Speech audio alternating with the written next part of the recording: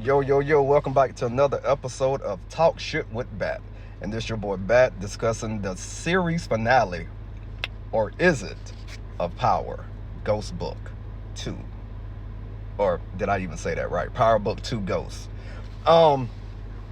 So let me start off by saying that I felt that this finale did not finale like I wanted to finale. It just didn't hit like a finale would. I guess it did. So I'm trying to remember because I only watched it once, and I should have did a review when it was fresh off my head and not just posted it into the day. I was trying to give y'all a little bit of time to watch it, because this is going to be a spoiler review. So coming off of last week's episode with Monet dying, they continue basically to set up a plan to kill Noma. They end up getting Agent Carter. They end up setting him up, getting that done with him. So it was okay. I mean, it was okay. Like I'm just not happy with the episode, especially being that they say that this is the series finale, yet they're gonna end it off with cliffhangers. You know what? Let me start with that first. So the cliffhangers that we got: Monet sitting in, not Monet, but Diana sitting in Monet's chair, contemplating on whether she want to become the new mob boss or not. Tariq basically got Noma brother to be his supplier. Now he the distributor or whatever. I don't know the gang talk or the drug talk, but whatever.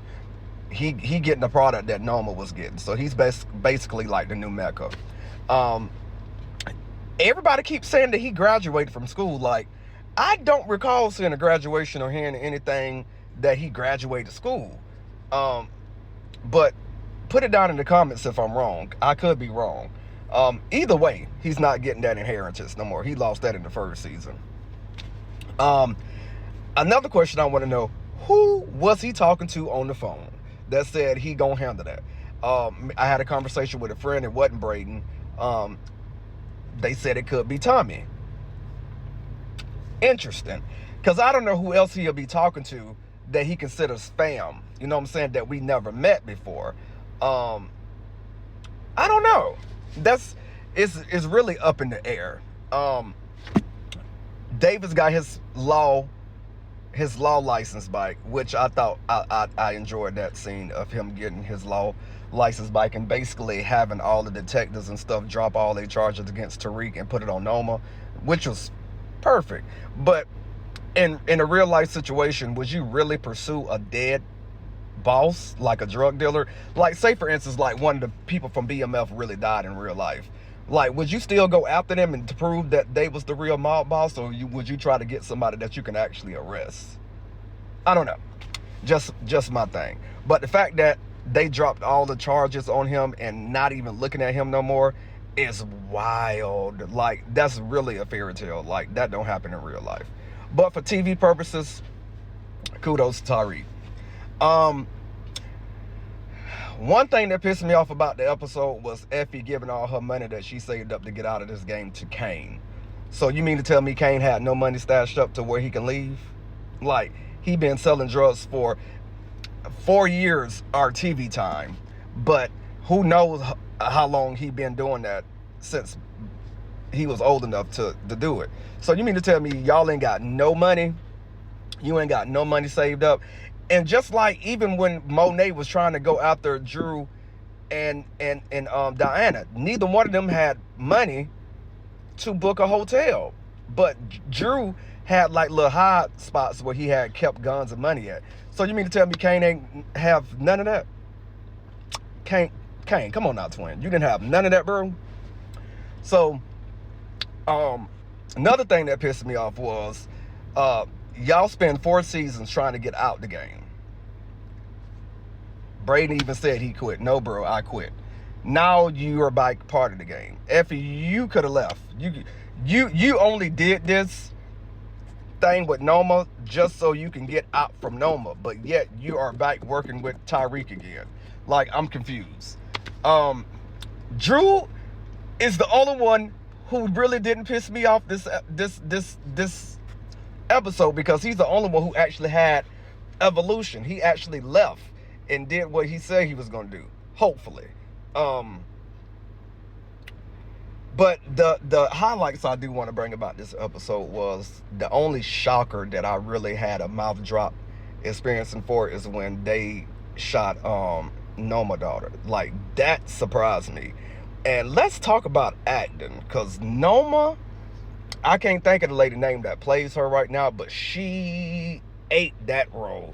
Like, I thought Kane cried good, but she cried like that was her daughter for real. Like, real deal, she cried like that was her daughter for real.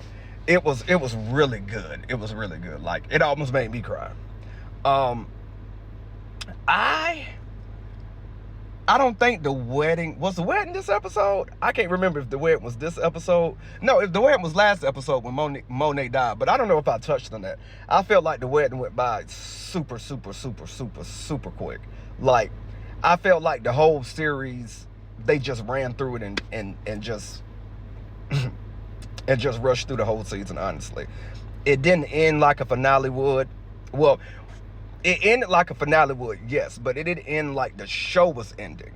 Then it had the hashtag Power Never Dies. So I'm just like, okay, y'all cancel the first Power.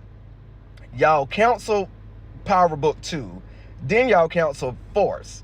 So there's no other Power coming up. I mean, I know I heard ramblings about they were supposed to do a Ghost and Tommy show. But honestly, bro, I don't want to see that. I don't want to see Ghost and Tommy come back, like, in their childhood, Ghost, Tommy, and Kane. Like, I don't want to see that. Like, I would rather see, I be sit around, like, Power influence. Like, let's follow Rashad Richey. Like I was telling my friend the other day, let's look at it from another point of view instead of the drug dealers. Let's look at it from the lawyer standpoint or the DA standpoint. You know what I'm saying? Or the politician standpoint of it.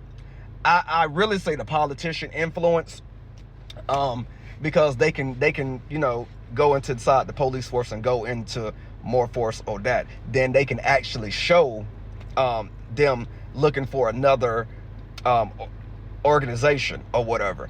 Being that Tyreek is like the big boss now, or so they want to put it, he can be somewhere in the shadows. It's kind of like Thanos was in Marvel. You know what I'm saying? Like, he could be in the mist, his name could be mentioned or not mentioned, and they can be like our distributor, you know, big distributor. I don't know, it's something. The movie fandom in me and the TV show fandom in me is thinking of all types of stories and scenarios that they can really use to bring this back. But I keep hearing from people I talk to that it's going to be a spinoff of a spinoff. Anyway, I know I ain't said everything that I want to say, but just to get that out there, I rate the episode a 7 out of 10. It was okay. The last episode when Monet died was way better than this one. It didn't answer a lot of questions for me, like Tate still don't know who killed his brother.